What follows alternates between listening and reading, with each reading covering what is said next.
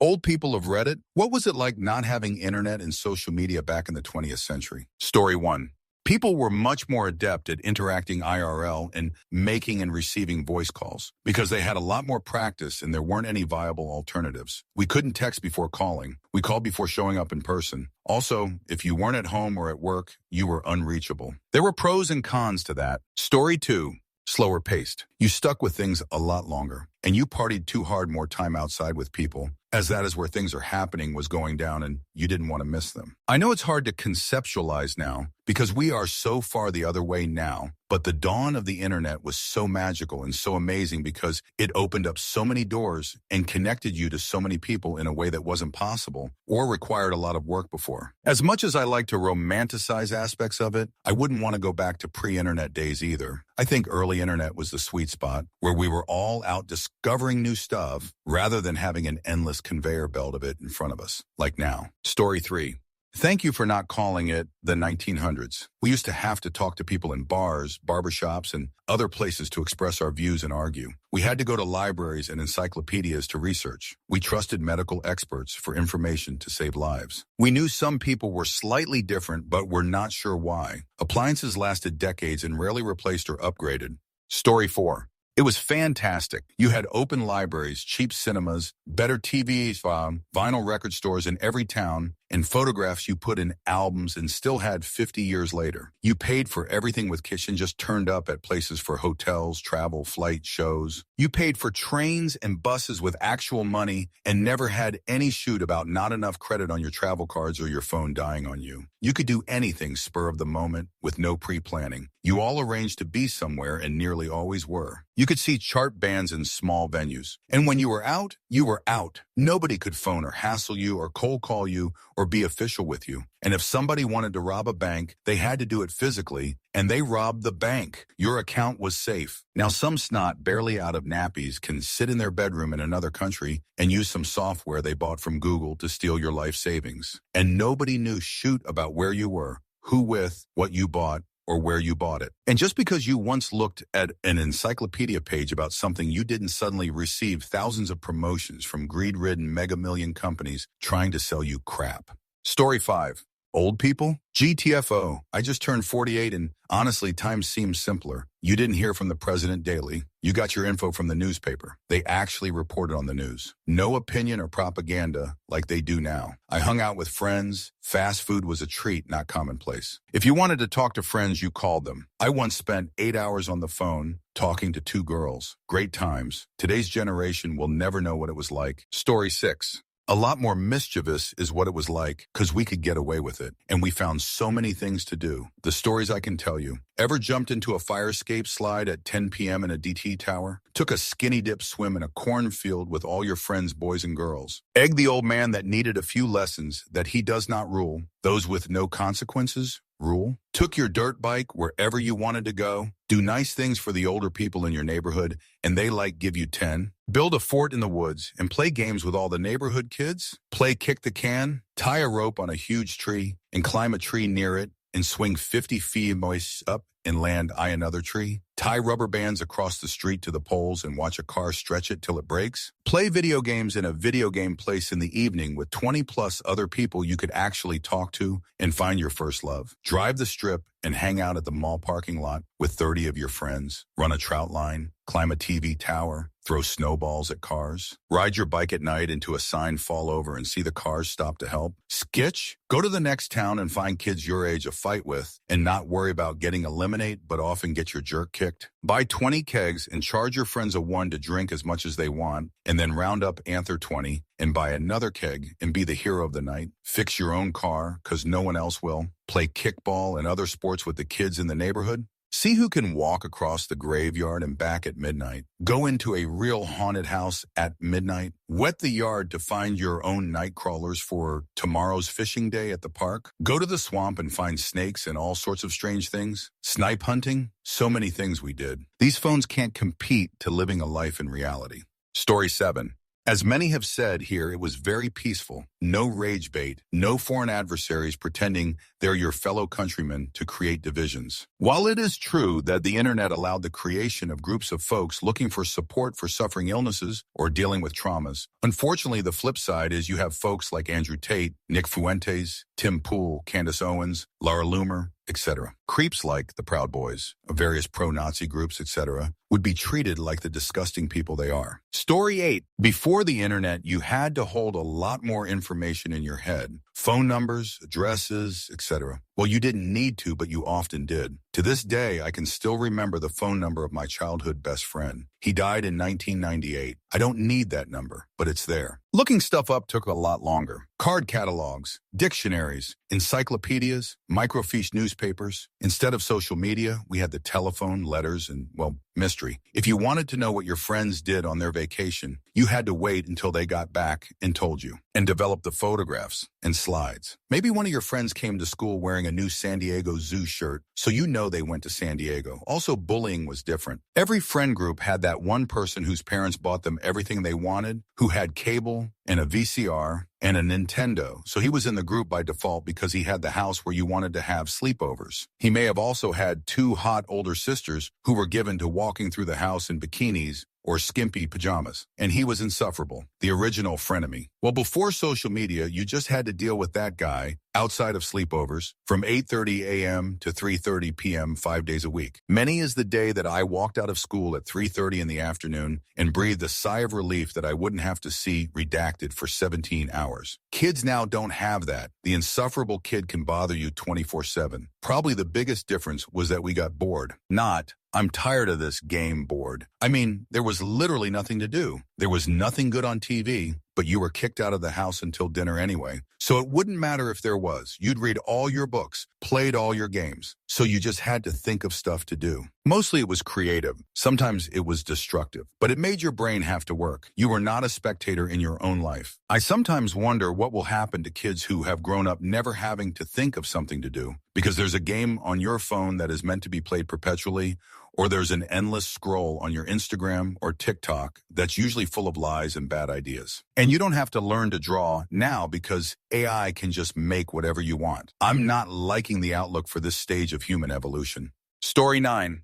It was amazing. You would roam the streets looking for your friends. There were no phones to record your adventures. No one could call you constantly if you were out adventuring. Everyone would discuss the latest TV episodes, magazines. Afternoons would be spent out on the street playing games, and people would yell, "Car," when a car was coming, and the game would stop. You would cubby houses, dams, forts, and jumps. You would listen to radio and music shows for the latest tunes and try and record them. It took real hustling to see private pictures. Bullying was always done face-to-face. Story 10.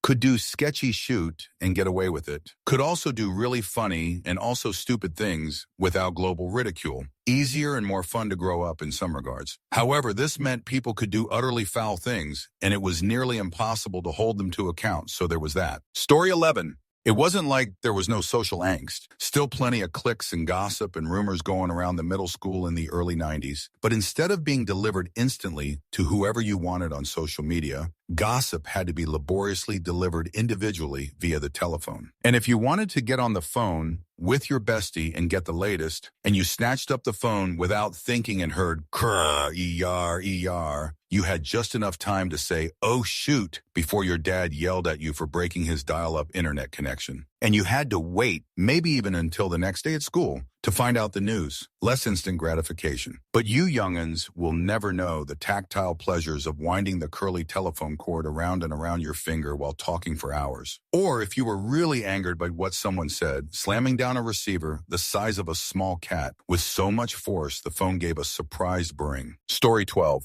At old people, obviously the internet has some massive benefits, but the downsides are also considerable. On balance, I'd keep the internet, but I'm glad I grew up in an era without social media and the utter BS that it can spread about. I don't think our freedom to speak our minds should be curtailed, but if things are obvious lies, perhaps AI could be useful by highlighting and flagging such examples, especially when made by influential people or organizations. The most shocking and sickening thing about society today is the normalization of blatant lying, and I think it's clear who the leader of that pack is. Story 13.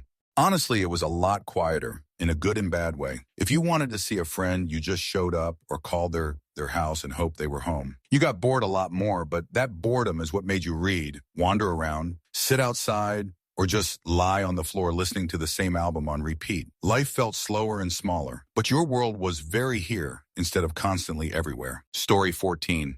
We had more free time. We hung out with our friends more and spent more time outside roaming the neighborhood. We did creative things instead of passively absorbing entertainment. I read extensively, wrote poetry and short stories, did embroidery, made tie-dyes. We saw live music. We did substances. We did things together. It was fun. Story 15. You made plans and stuck to them. You had to look up things you wanted to know in encyclopedias or the library. If someone moved away, they disappeared from your life, and you probably never talked to them again. Long-distance phone calls were expensive, and your jerk was grass if your parents saw it on the phone bill. Story 16. I used to stretch the phone cord around the corner into the back of the hallway where I put a beanbag chair. I would lay there in the hall talking on the phone, laying in a beanbag chair, feet on the wall, under a cozy blanket for hours if the weather was crappy. Otherwise, I was hanging out somewhere. Middle of a field, woods, subdivision, mall, arcade, skating rink. So many options when you are the tag-along little sister with 3 older siblings. Story 17. The thing I miss the most is not being expected to have a phone on me, 47. The internet of the 90s was also so much fun. It was a completely different reality than the silos we see today. No paywalls, no barriers. You could hop into a chat room and just talk to people. Information was just out there. 16-year-old me was on Yahoo constantly, just having conversations with people from all over the world. Those were good times. Story 18. Keyboard warriors didn't exist, and trolls were your bullies and very punchable. The absolute freedom of going somewhere and just being in the energy. Going to a rock show meant being in the moment, talking to people in the line and creating connections. No phones, no proof. A lot of you had to be there stories. I miss it so much. I miss my Rand McNally and notebooks of common freeways to take to get to XYZ place or friend's house. Story 19. Not a problem. We called our friends on the telephone. We went outside to meet them to go somewhere. We played board games together in the same room. If we needed to send a message to somebody in another part of the world or city or country, we used a fax machine. And before faxes, we would have to mail a letter. As a matter of fact, it was fun to receive paper mail. Story 20. Life was slower, more time to just be relaxed, be playing, be bored. Everything seemed a little more wholesome. Granted, we were blissful in the ignorance of other people's struggles, but there was an authenticity in coming to the realization that we could affect change through actions instead of just through value signaling and postings. Story 21. 45. We're old here. Honestly, it's so much better. You could leave the school drama behind at the end of the day. On weekends, you'd make general plans with friends, but everyone would end up piling into whoever borrowed their parents' car, and you'd spend the night driving around to where people hung out, trying to meet up with whoever. Just driving around, trying to find everyone was the adventure. Story 22. I used to read, sketch, think, spend time in nature more. TV was a collective activity. You would go to work or school, and everyone would have watched the same show the night before and talked about it. My mom told me anything I needed to know or needed to learn was in a book. Story 23. 1999 was my 20th century social media experience. It was discourse on message boards, which was shockingly civilized. People acted like real people on those message boards. They had a real community feel. AOL Instant Messenger was the predecessor to MySpace and FB. AIM walked so those platforms could run, but it wasn't too much different than, say, X or Reddit today. However, the motive was novel and cool, being able to connect and communicate with someone from the other side of the country, not world. Story 24. Time felt slower, used my imagination more active, less comparisons with others, less overwhelmed by stuff I don't have any control over. The world felt like an exciting unknown to explore. Now it's overrun by Instagramming tourists, and there feels much less opportunity to have genuine cross-cultural moments. Story 25.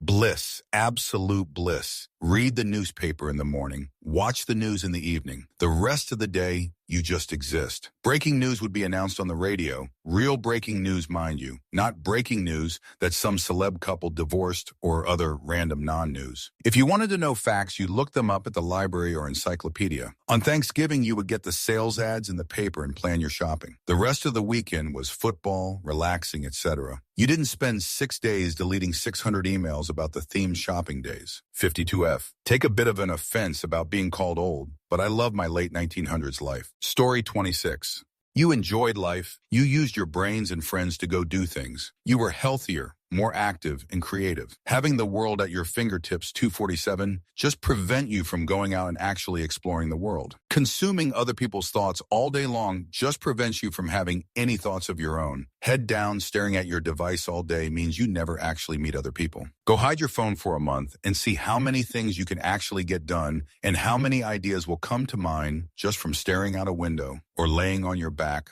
looking at the ceiling while listening to music. Story 27. People were probably happier. There was no mechanism to rage bait everyone every minute. When the movies got out, I would go to a payphone and dial home. It would ring, and then you were supposed to put in a quarter. But Mom knew what one ring meant and came to get me. Story 28. It's insane to think how I managed to survive my entire youth without cell phones or internet. You literally met people at predetermined times. I talked to people for hours on the landline home phone. And I am allergic to voice calls. Culture was locally oriented. People in my area dressed with literally zero style. On the flip side, culture at school was enforced by groupthink and tough guys who would literally beat the fudge out of you for dressing or acting different. Things felt more violent. Like on a day-to-day basis, the vibe was intimidation and harassment. There was zero support for anything outside the norm. Gay, black. If you played the wrong sport, you would be verbally and emotionally attacked. As a youth, I played outside with friends, literally nonstop from the age of 5 till high school graduation. We would go around the neighborhood and knock on doors of friends' houses, asking if the friend could come out to play. Drinking culture was big, and we always were trying to score beer or booze and get tipsy. We had tech, video games, computers, but the massive difference was no connectivity and no internet. Magazines were big. Like if you were a gamer, you would buy a magazine to figure out cheat codes or to read game reviews. Tech was considered extremely nerdy and uncool, and people into games or computers were literally physically harassed by tough guys. Conformity was huge. If you didn't conform, you were physically assaulted at school. Media was a monoculture. Radio was controlled by a limited number of giant corporations. There were only a handful of TV channels, and everyone watched the same shows. There was no internet. Stars were bigger in yesterday's era compared to today's era. At least they were bigger in the USA. People like Michael Jackson and Jordan were unbelievably popular. All those stars had limited global appeal compared to today when celebs have larger audiences globally. Adult content mostly didn't exist, at least the way it exists today. Kids would steal Playboy magazines from someone's dad, and that was like the only boobs you ever saw. You would keep and hide the Playboy somewhere and sneak peeks at it for years and years. In the 90s, there were adult content videos, but you had to actually rent them from a store. Like you had to bring the VHS adult content tape to the cashier and pay for the rental at the checkout counter. Ain't nobody got time for that. I am Gen X, electrical engineer, and was early adopter of all tech. Never felt part of my generation, and I have deep respect for Gen Z and that generation's values. Story 29. We knew how to relate to others, work out difference, knew how to have fun with little resources. Friends from youth are still friends over the years. I never heard about ghosting before social media. Being anonymous meant you could bully, be rude and unkind, never work out minor conflicts, less honesty. Relationships were more real and authentic before social media. Story 30.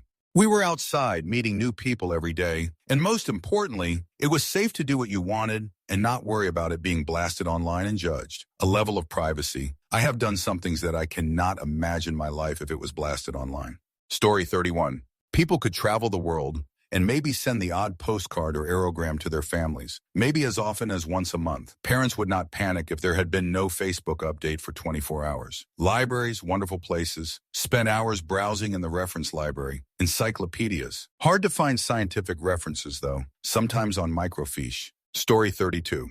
It was awesome. We did so much sketchy shoot no one will ever know about. There were no cell phones, so our parents didn't check up on us. Once we left the house, no one was looking for us until curfew. I'd tell my parents I was staying at a friend's house, and he'd say he was staying at my house, and we were free for a good 24 or 48 years. We were partying and chasing girls before we could even drive a car. Living. Story 33. Wonderful. No doom scrolling. Conspiracy believers were written off as nutcases, lies, and misinformation didn't spread like wildfire. We didn't spend hours talking to bots. You didn't end up talking to Russians, Chinese, bot, etc., pretending to be locals. And you had more patience and used critical thinking, libraries, and reference books more. Story 34. It was wonderful. No being available 24/7, 365. No trying to appear more successful than someone you haven't spoken to in years. Much less public judgment for every single fudge thing you say or do. People had more patience and less visible intolerance. Story 35.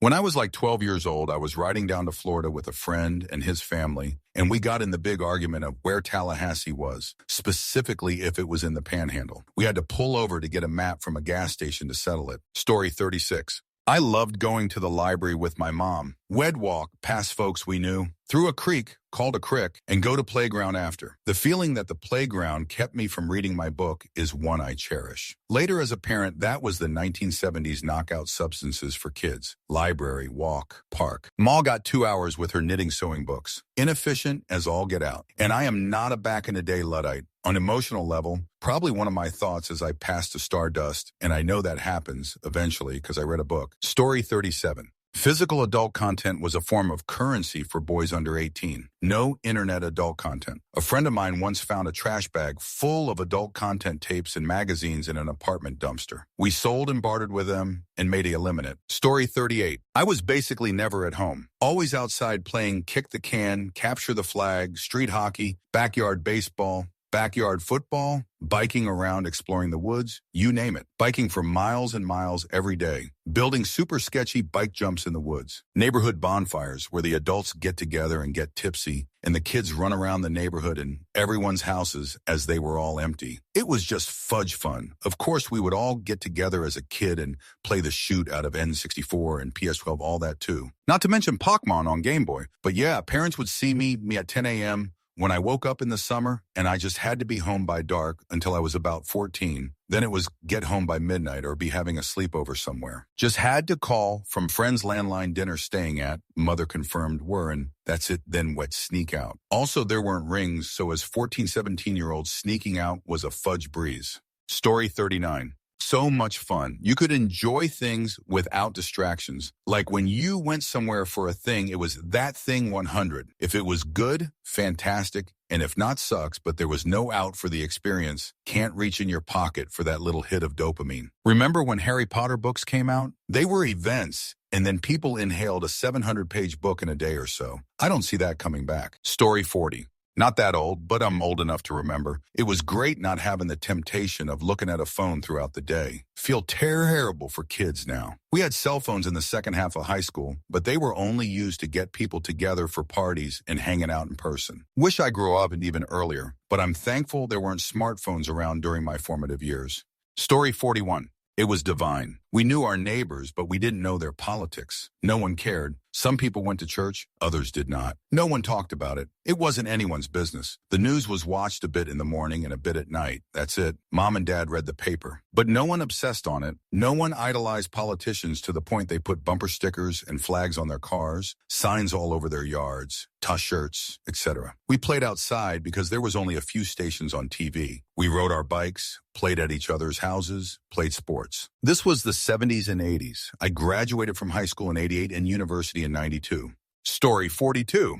There were big books that listed almost every household in the city by last name and address and had phone numbers in it. As long as you had a name and a street, you had a reasonable chance of calling the right person. And yet we didn't receive nearly as much intrusive phone calls. There was a lot more serendipity. You come across random and unexpected things at a library, reading papers, or just wandering around. It was harder to find answers to specific questions and easier to encounter answers for questions you hadn't asked. There was much more shared cultural references. TV and radio shows were only available on a particular day and time. You were more likely to be seeing the same information as other people. There was more fear of nuclear bombs, of division in my country, Canada, more likelihood of plane crashes and hostage takings, more fear of AIDS, and more fear of homosexuals. More talk about consent and disclosure and legal claims against people who didn't disclose their health status to partners. A sense of optimism after the fall of the Berlin Wall. More rights, more equality. A belief society could get better. A belief the environment could be healed, especially after the changes to stop acid rain and ozone layer depletion. Story 43.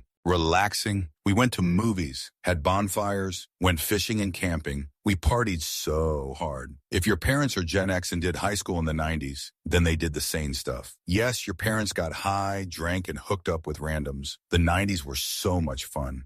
Story 44. Oh, this is old now. Elder Millennial here. Wow, hello, Grave. The world was in a lot of ways a better place. As mentioned in other comments, you could go out with your friends, play video games and basketball all night. Just not worry about what others were involved in. Social media and always available has really hurt society. You sometimes really need to be disconnected. Story 45. I'm not that old, but I remember life before social media. The only people who shared radical and extremist views were drunks and Bible thumpers randomly yelling on the street. It wasn't normal for everyone to be doing this, and no one paid attention to those people. They often called the police. People talked on the phone more. You could read physical books voraciously for hours on end. You could spend hours with friends having long conversations and really observing your surroundings. Story 46. I grew up as computers grew up, but up until I was like 10 or so, personal computers just weren't a thing. And even after that, we're talking 1995, computers were a thing the entire family shared and used for maybe an hour or two a day. We made our own fun. Cartoons in the morning, and barring it wasn't a school day, we were out the door. It wasn't uncommon to see all the neighborhood kids either jumping bikes at the park, playing group games, hanging out wherever, or just walking, biking, skating around. No parental supervision, no distractions. And if the weather sucked, we would use the landline phone to figure out whose house we're all hanging out at and play with, board games, Star Wars figures, dolls, G.I. Joe, or just invent some random game. Stay-at-home parents were kind of the de facto neighborhood monitors, at least where I lived a lower middle class area, and would peek out the window every once in a while to make sure someone didn't drown or wasn't bleeding on the sidewalk. But that's about it for oversight. We all came home at sundown or when the street lights came on, whichever was later, and that was that. When PCs came about, we still barely used them. Sometimes we'd hang out and take turns playing Doom or logging a few hours on SimCity, but that was about it. Even when AOL caught on in popularity. Yeah, we'd spend some time chatting with our friends, but you gotta remember that the internet tied up the phone line back then, so always in moderation. And ISPs were a paid service back then, so we had to mind our hours unless we had those free intro hour CD-ROMs. You guys born in the social media age really missed out on something special. Story 47.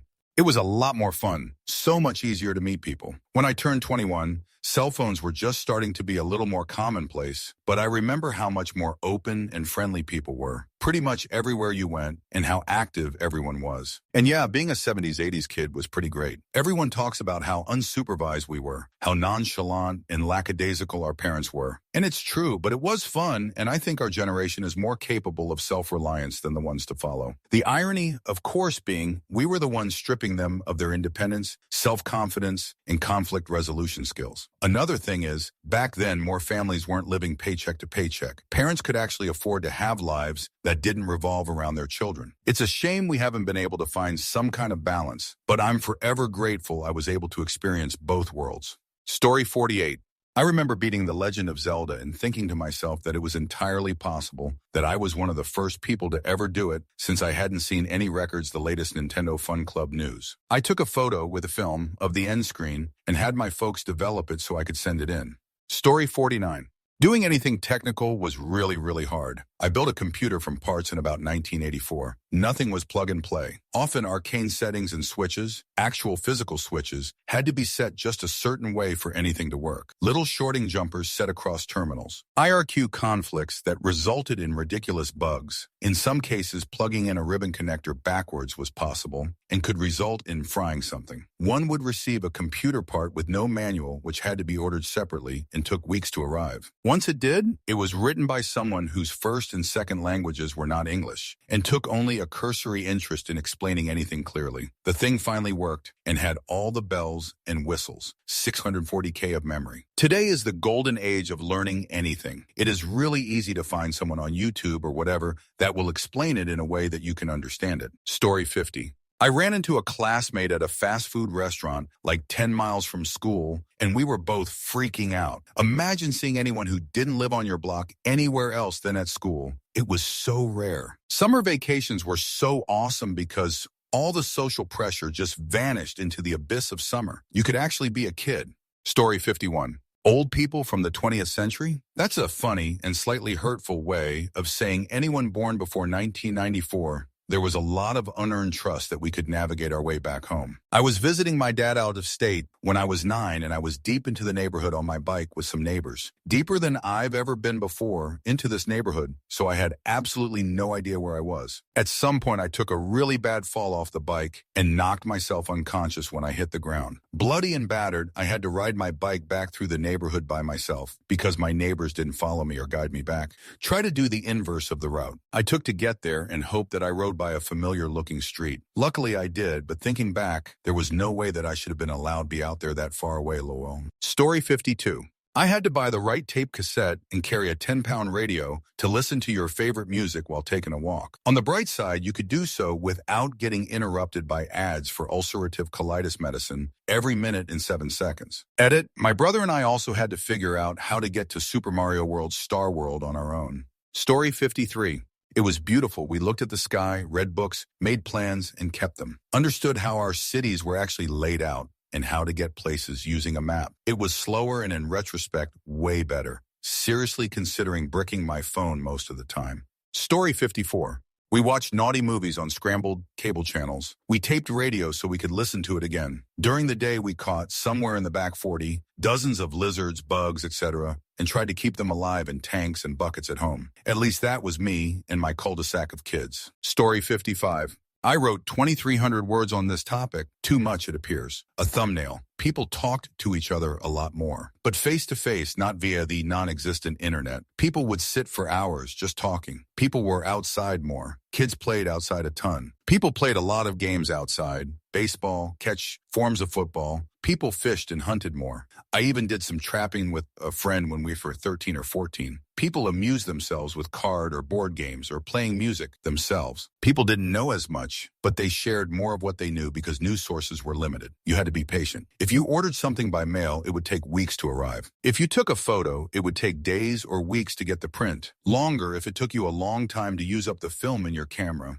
I could say vastly more. Story 56. When you and your friends said you'd meet at 5 the next day, you knew people would show up. You could call, but you weren't guaranteed to reach the person. And if you were running late, there was a chance your friends would take off without you and would miss on things. Nowadays, everybody has a cell phone, so if someone is late, they can make you wait. Yeah, I am on my way, when in fact they are barely out of the shower. Story 57. Old people? Fine, I'll play along. Paying bills was a pain. You had to wait for the bills to arrive in the mail. They all arrived on different days. Then you either had to take the bill and go to a payment center to pay in person or mail a check to the company. Make sure you had checks and stamps, sometimes envelopes. You had to balance your checkbook. Online banking saves time. If you didn't know something about a subject, you would have to find and talk to someone knowledgeable or go to a library to do research. Once you learn something, it's stuck with you because you put in a lot of effort to get that information. Other than that, almost everything else these days is worse. We paid more attention to our lives and what was actually happening around us. We were better at minding our own business. We weren't attention-seeking. We didn't need to be constantly entertained. We talked on the phone. We met people IRL. We went out and allegedly did stupid shoot that will never see the light of day. I still can't believe the foolishness that some people post about themselves. Some old people are guilty of this, but the vast majority are younger. I read it and watch a bit of YT. That's it for social media. If you really want to know how U.S. ancient creatures survived, consider going dark for a month. No socials or online anything, no gaming or streaming. You can listen to a radio and watch TV, but only local stations and a maximum of 15 TV channels. Your phone is for calling and speaking to others, nothing else. Just for 1 month, give it a try. There's a lot of other examples, but I've got stuff to do. Story 58.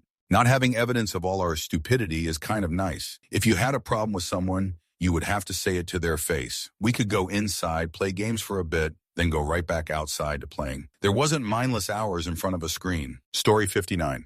You don't miss or crave what you never knew was even possible. Life felt perfectly normal, except for little things like successfully hitting record at the precise moment your favorite song came on the radio felt like a genuine win. Navigating a street map during a red light traffic stop and finding your way to a destination from a map scratched on a piece of paper and handed to you. Listening to the voice of a family member overseas through a crackly phone line and fully appreciating the knowledge that it truly felt and sounded like they were 10,000 miles away. Legit. Everything feels so automated and easy now that we've lost the sense of accomplishment for such silly, trivial events like this throughout each day. We don't have to try or work for a result now. There's a piece of technology in our back pocket that removes all of life's mysteries and delivers answers to you on a silver platter with zero effort in real time. Peak convenience, but something important feels lost through all of it. Story 60. It was normal. We didn't feel bereft or uninformed. Science thrived. Politics was lively, with some of the public informed and some ignorant. Coordinating social activity relied on access to landline phones. Public phones in the street were much more common. But if you were waiting at a meeting point for a friend and they were delayed, there would often be no way for them to inform you. In dating, you probably gave people more of a chance over a few dates, as we didn't have the ease of discarding people and going back on the apps to find the next date. People carried little radios with an earpiece to listen to shows, news, or live sport, then cassette players for music. The extent of fake news would be tabloid press lying about celebrities,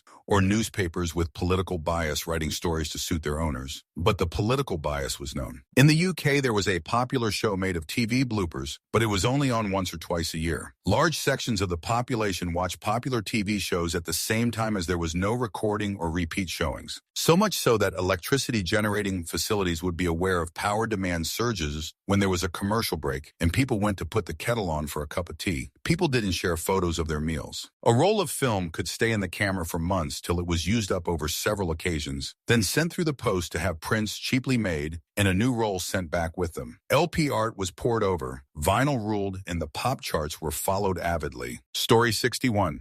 Quieter. People also didn't take pictures of what they were having for breakfast. They just ate breakfast. People today don't realize what we went through to take a picture back then. Unless it was a Polaroid camera, you had to take your photos, hope that they were in focus, drop them off at the photomat pharmacy, wait several days, and then pick them up only to find out that several were out of focus, or you got a finger or bug on the lens. News came via the newspaper or the nightly news. Gossip was the rags. Celeb, music stuff had their own mags, usually a month behind. Communication was the landline phone and in person. They had the longest phone cords in the world in the 1980s. Also, my Gen X got away with so much shoot, and none of it was ever recorded on a phone and then posted for the entire world to see. It was glorious. Story 62. 1996, rode my bike to my friend's house, knocked on door, nobody home, turned around and rode home taking roads I wasn't familiar with, found a field with a pond and a dirt trail, rode over to the next set of neighborhoods, cut through some people's yards, stopped a few times to just sit, eventually made my way back home. Awesome day. Story 63. Time went slower. You had time to think and learn by trying and messing up. You made the effort to go out into the world to see your friends or to get them to come over. We were all over town on our own from an early age. We learned how to take care of ourselves because we had to. Our parents were at work. If we didn't know something, we had to go to the library and look it up, then teach ourselves how to do it. Parents drank and smoked a lot, and we knew how to mix drinks before our teens. All we wanted to do was get out of the house so our parents wouldn't make us clean the bathroom, so that we could run free until curfew, then hold our breath as we came in past our parents on the way to bed. Days were simpler and longer. Story 64. I was born in 96 and the internet was still around, but not many really had them, and the web was largely a Wild West type thing. The closest to social media were niche forums or AOL chat rooms. However, I didn't actually start using the internet for real until like 2004-ish. Prior to that, me and my friends rode our bikes around the neighborhood for the entire day, sometimes riding to Providence from Pawtucket to go to the mall, and the only thing we had to do was come back before the streetlights go on, or we heard a bell my mom stuck into our pine tree in the backyard. Before the internet, I actually started things and finished them before moving to other things. I'd start a book and finish it, play a game and finish that, and I'd go to bed at a reasonable time. Now I'm lucky to make it 14 of the way through a book or a game before I got bored and started scrolling Reddit, TikTok, or YouTube. Sometimes in the winter, the weather would knock out all the power and Wi-Fi, and in these small moments of time, I feel like I did as a kid. I sometimes wish for more storms and outages.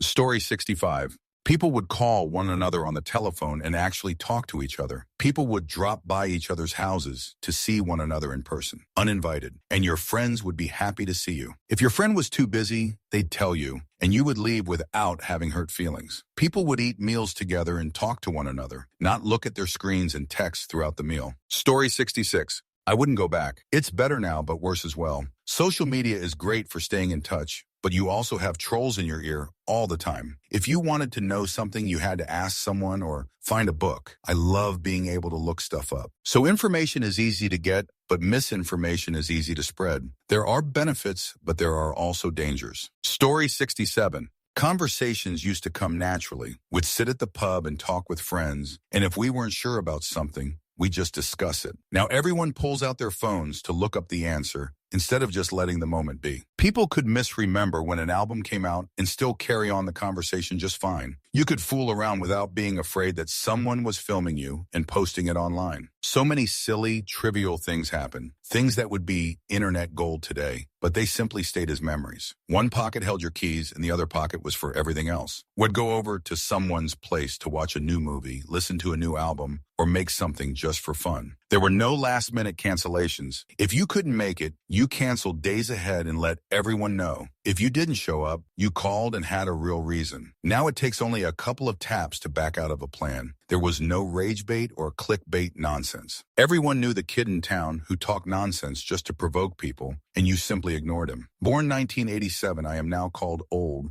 Story 68. I knew way less about all the bad stuff happening around the world and was more concerned with what happened around me. We all watched the same shows at the same time and talk about it the day after. We met up at certain places at certain times without having a big discussion before. You just knew that friends would be there. Story 69. Old people, LOL, people in their 40s can remember this. But to answer your question, in many ways it was simpler, and ironically, people had better social skills. People were less obsessed with impressing strangers and trying to be famous with no real skills. People also had better critical thinking skills, and if they wanted to know something, it took effort to learn it. Whereas now, people are so used to getting instant answers, they've lost a degree of critical thinking ability and patience for learning. Story 70. As a teenager, glorious. The occasional prank call was as badly as you could be bullied at home. My mom was not in a giant group chat with everyone in my class's moms, nor did she call me at school or want me to call her at work. No one ever got annoyed if I didn't pick up the phone or call them back quickly enough. Payphones and agreeing to meet at a certain time and place, then following through were sufficient. Leaving work meant work couldn't find you or have any expectations on your time. They coped. Things that are better: GPS for navigation, easier to find viewpoints outside your own bubble, and information in general. Being able to call and text emergency services if incapacitated in an accident, remote working and hybrid working allows more people to access more jobs. Story 71. It was great. I read a book a day, spent hours outside in my gardens, actually didn't get angry every 12 hours because some AI monster tech bro thinks I need to hear constant political division and rhetoric. It was a peaceful, glorious time to be alive. Story 72. I had imagination as a kid, played alone without tantrum, went to the library to read books and cartoons, very few toys and friends because we were poor, yet I always found something to do. I'm 34, but apparently have a year of birth. Not beginning with a 2 makes me old, so. Story 73.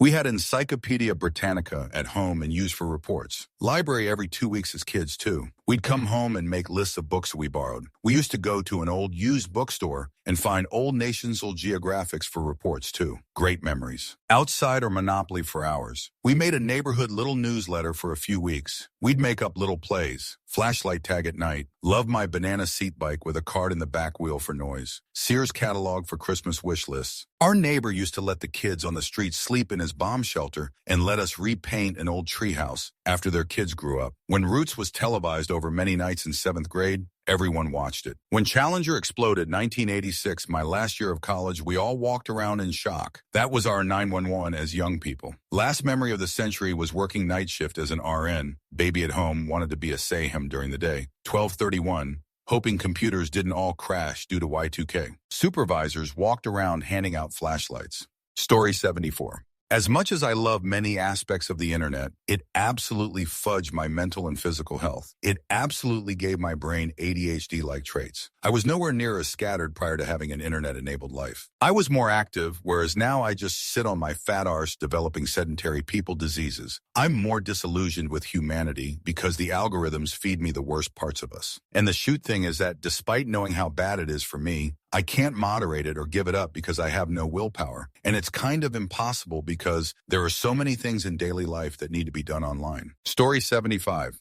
Well, I'm not old, but back then in the 90s, we had one family computer with spotty internet that we weren't allowed to use as kids. Very little people had phones. When you made plans, people actually showed up, and we used to play outside all the time until the streetlights turned on. We did lots of activities like the library, learning to play an instrument, gymnastics, ice skating, etc. Only source of information were books, the news, and newspapers, and people actually made informed decisions and not tweeting or posting every that came to mind. When we got access to the internet as teens, posting your real name, address, and pictures was a big no-no. Story 76. I'm 30. I also grew up in a fairly small place. We had basic MSN and the chat rooms, which was the coolest thing ever. When you're Evan, you had to phone the house or actually get off your arse and walk to someone's house to see if they wanted to come out. We played outside a lot. You made your own entertainment, which you have surely heard a million times. But it was true, fellow 90s kids. See, when you got chucked out and didn't come back until nighttime, how the hell did we eat drink? Water bottles seem a very modern thing. Story 77. OMG, this post made me feel old. Back in the 20th century. Sounds like back in the dark ages, or back in olden times, or back when dinosaurs ruled the earth. One thing I will say, if you wanted to be in jerk and voice unpopular, shoot opinions, you actually had to stand up in public and do it. If I wanted to know something, we had a set of encyclopedias and I had a library card. The internet, a force for good and a force for evil. And adult content, let's not forget about adult content.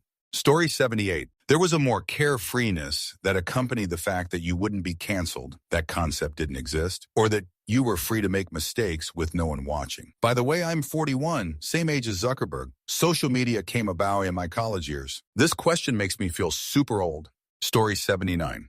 There was actually socially adjacent web tech pre-2000, stuff like ICQ, even a few online communities, including Firefly. But I digress. I met actual people on Citizens Band Radio in the late 70s, but mostly people congregated around common interests and leisure pursuits. My parents were horsey people and pilots, so they had a lot of horsey friends and aviation friends, and there were entire social scenes surrounding them. In my mid-20s, a bunch of us all had answer phones, and we'd be constantly pranking one another. We used to fax jokes around. It was a different time.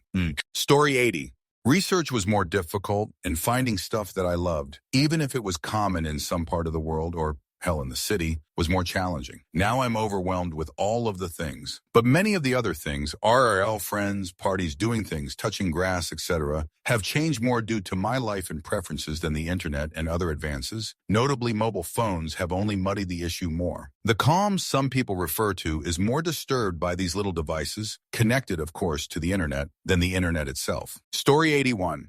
People talked to each other. We had better relationships with each other. People weren't taking pics of themselves, their pets, their food, etc. Constantly, people seemed to live more in the moment. You could make mistakes and live your life better because there weren't cameras everywhere all the time. It seems like knowing everything about one another and having access to all the info we could ever want doesn't actually make us happier. Story 82. We were country kids. We spent most of our time outside. We had 3 TV channels, if the weather was good. We went to the library weekly and got stacks of books. Mom turned me loose on the adult books section in 4th grade. I remember the mild panic when I realized that I was on my last book, and it was still several days until I could get more. Story 83. It sucked. Don't let the sentimental types fool you. Yeah, we could definitely cut down on usage, but I couldn't find information I needed, even if I traipsed on down to the public library and found a few books. They were always out of date and questionable. And as a teenager, I could have used too few online friends to unload on. Story 84. Once when I was a kid, we were stopped at a red light. We saw this guy going from car to car, handing every driver a sheet of paper. He handed all of us one, and it was this diatribe about how badly he was wronged. And it named everyone from the mayor down to the lady at the DMV, calling them all kinds of names and talking about how his life was in danger. We kind of chuckled and went on with our day. Today, that guy is everywhere. You can't escape him. Story 85. Well, we did have computers. The movie War Games shows 1983 technology. So does Pretty in Pink, which came out in 1986. My dad had a computer for his company in the 70s, so I remember that. I don't remember the kind, but it was really big, and it was used for things like accounting. I went to the World's Fair in 1982, and the big technological breakthroughs were solar-powered phones, and this guy was amazed that he could make a phone call from about a car. Steve Jobs tried to get kids hooked on Apple computers by donating them to schools in, I think, 1980. It was called the Kids Can't Wait program. He came out with the famous 1984 ad at the 1984 Super Bowl. Let's see. My school had a computer lab, but they didn't have internet. You had to be in the advanced classes to be enrolled, and I wasn't. I think they learned DOS. Before that, technology was mainly TV. They decided that they wanted children to learn while watching TV. So we had shows like Zoom, Sesame Street, Romper Room, The Electric Company, with the stars like Morgan Freeman, Easy Reader, Rita Moreno, and Bill Cosby. When you watched Saturday morning cartoons, you had Schoolhouse Rock and Time for Timer, also Captain Kangaroo. Story 86. We spent many weekend hours cruising the elevated freeways of Houston in the early morning hours. Hardly any cops on the streets back then, way before MADD, and not near the number of cars that they have today. I had a 1971 Firebird Esprit with a big block 400, probably 4 MAPG when hammering the 4-barrel, jamming to KLOL 101 on the Pioneer Super Tuner 8-track radio. Usually had Nazareth's Hair of the Dog 8-track stuck in it, or Robin Trower's Bridge of Sighs. Had 4 Jensen Blues 6x9 speakers in it, jamming effing loud and hating on disco. Something magical about those times. Story 87. Peel the decades back 50 years and ask what your neighbors were like before the automatic garage door opener was invented. Further still, before air conditioning used to be the norm. You actually went outside your home and talked to the people who live on your street. Now we obsess over a 3x5-inch square glass portal and ingest false narratives and curated garbage. Story 88. Peaceful. You really weren't aware of just what everyone else was thinking, so you imagined it was more in line with what you were thinking, and that made the world less contentious. You also had the world sort of presented to you through mass media, whereas today you have to construct your own entire ecosystem from scratch. And that was cool, especially around the holidays. Story 89. I'm not that old, but everyone used to have that friend who would bullshit and just make stuff up. And usually no one called them out because we didn't know what the answer was, and you couldn't just look it up on your phone. For the most part, that personality trait seems to have disappeared.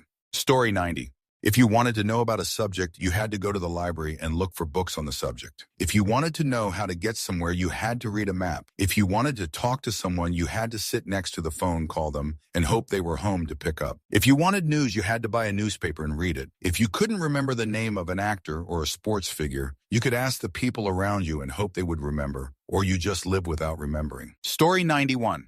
It was nice in that people would actually speak to each other in person. I know the idea of human interaction is repulsive to some people nowadays, but it's better than what's going on with society now. The only benefit of the internet that I actually enjoy is being able to look up stuff without having to go to a library or encyclopedia, and being able to listen to music on demand. The rest of the internet is mostly trash now.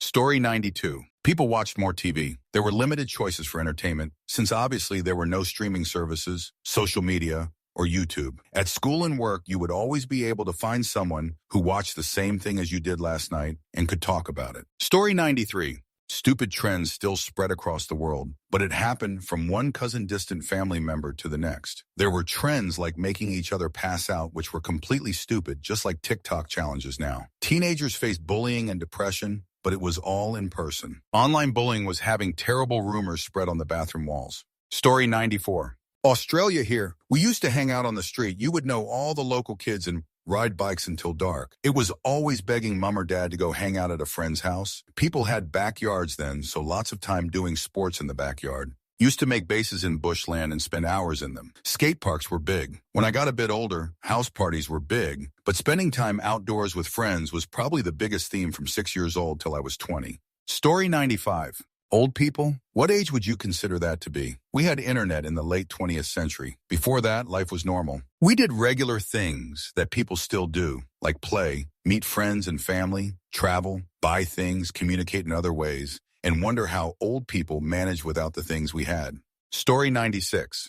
I'm sure I'm looking at it with rose-colored glasses, but I miss it. There was a mystery to the world. You felt less anxiety when you didn't know what you were doing or where someone was. You weren't called to your pocket every couple of minutes just to check. It just felt like you were living in the world. My attention has changed. It used to be longer and more patient. People were way more reliable. You made plans during the day, or even earlier in the week, and you actually showed up when you said you would. If you didn't, it was both a huge deal and not that bad. Like you'd be like, WTF if you got stood up but you'd plan to meet at popular places so you'd just kind of hang until you saw someone you knew. I could go to the mall, the local Applebee's, the ball courts, and you'd run into someone. People, especially those you didn't know but knew of, like siblings of friends, or friends were more approachable. Oddly enough, it felt more connected, if not smaller. Story 97. Better but worse. You had to be intentional about everything you did. If you wanted to learn anything or know anything, you had to actively and physically put forth a significant amount of effort. Sometimes the difference between missing what could have been the greatest time of your life and being there was missing a phone call. But it was a lot quieter and things were much slower. I miss that part. Story 98. We had to use a card catalog at the library to look up information to write about for school assignments. If you needed to see an old newspaper article,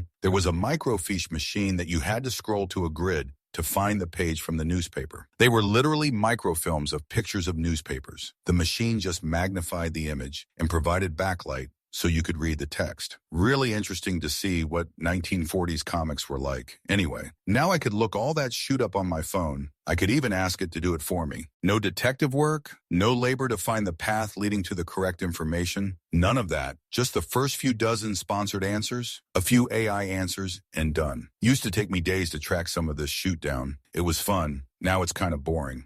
Story 99.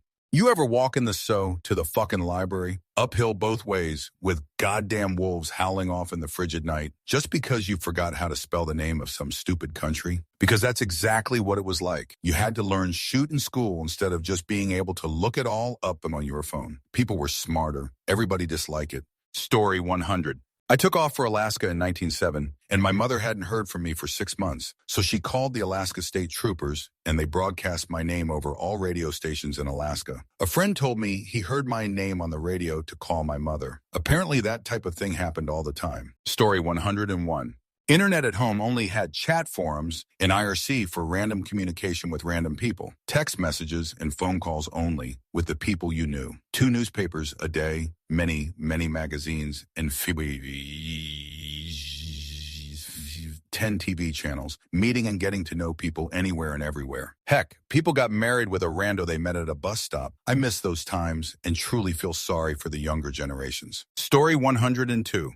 Pretty much everyone consumed the same content. Younger people hooked on MTV, which had a huge influence on culture. Getting lost or arranging to meet someone at a specific time sucks so bad sometimes. It used to be important to arrange for a meeting place if you get lost. Like once you got to a festival show, you'd want everyone to agree to meet at the big electrical tower or something if people got split up. But I had internet going back to about 94. Story 103. Maybe there were just more third places to go to. But from high school to college, I would always be at places like Starbucks, Barnes & Noble Borders, church, fast food places, etc. It's not like all of that has changed, but I feel like we've all become way more indoorsy. Story 104.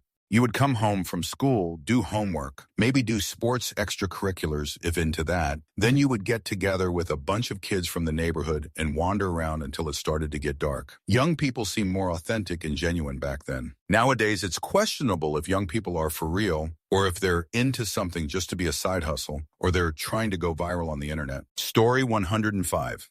I'm not that fudge old bro, but it was pretty sweet. You learned to sit in your boredom. People were outside a lot. They'd wake up, leave the house, and come back in time for dinner. I could be up to no good and not constantly worry about my misdeeds being exposed online. Story 106. Summertime. Wake up, eat breakfast, bike to friend's house to bug them. Depending on who it was either trampoline, video games, or swimming. Sometimes home for lunch, sometimes friends' parents fed us. Afternoon was biking up to the stop and shop for whatever or more video games if it was pouring outside, water fights, or manhunt until the streetlights came on. Story 107. As teenagers in the 80s, we talked on the phone for hours and hours. If you were really lucky, your parents sprang for a teen line, second number, so you didn't have to get off the phone when another family member needed it. Then when you went to college, you called your parents on Sunday night because that's when the rates were cheapest. Fun fact, I graduated from college 35 years ago and still call my parents every Sunday night. Story 108. Peaceful, at least in your own life. Nothing going on outside your neck of the woods. Even when 911 happened, it just wasn't the same reach as today's world. Now you can't get away from any bad thing that happens on the planet. It's screaming at you from your pocket. Story 109. Instead of texting or posting on social media, we would write notes on copybook paper and fold them and pass them to your friend in class, or slip them into the little slots of their locker. Another thing my friends and I did was get cassette tapes and record songs we wanted the other person to hear. And in between songs, we would vent and meanie about our parents and teachers and the rock stars or boys we were in love with. Writing papers involved a trip to the library where you had to use the card catalog to find books and the microfilm machine to find old newspaper stories. Story 110. There were no PDF documents. You had to go and pick the forms up from somewhere and fill them in longhand and hand them in wherever you needed to when their office was open. If you've studied and you've ever looked up a journal article, you had to go check an index that just had a list of the article titles per volume. Then you had to go find the volume on the shelf in the library, flick through it, scan the article to see if it was actually useful, and copy it page by page on a photocopier. So laborious. Story 111. A real sense of freedom, especially in the summertime. Gallivanting all over a 7,000-person town on our bikes. Just seeing what we could see. What other kids to visit or trade comic books with. Kids you didn't know well, other than they had comic books on their back porch. We also played baseball with a rubber ball on a dead-end street with anyone willing to play in the neighborhood. There were lots of fruit trees we climbed for apples, peaches, or cherries. A lot of old sheds in the back of houses then, and we'd jump off the roofs. Lots of little accidents with scrapes and bruises, but no one took them very seriously. It was great. Story 112. I read all the time, like all that time spent on the internet and watching movies and streaming shows that you spend. I spent it reading. As a result, I have a huge vocabulary and a much broader education than most adults who grew up with the internet. Because while the internet is full of information, it's often bad information or very shallow. And people, especially children, now have much shorter attention spans. I think we also had a much